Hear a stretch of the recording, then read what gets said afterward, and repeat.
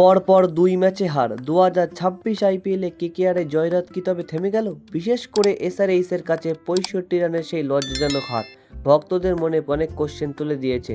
পাঞ্জাব কিংসের বিরুদ্ধে কি ঘুরে দাঁড়াতে পারবে কেকেআর? একাদশে কি কোনো বড় পরিবর্তন আনতে পারবে? এসআরএইচের বিরুদ্ধে হার শুধু পয়েন্ট টেবিলে নয়, কেকেআরের রান রেটেরও বড় ধাক্কা দিয়েছে। বোলিং এবং ব্যাটিং কোনো বিপর্যয়ই কাজ করছে না, বিশেষ করে ওপেনিংয়ে দ্রুত রান আসা আমাদের ডোবাচ্ছে।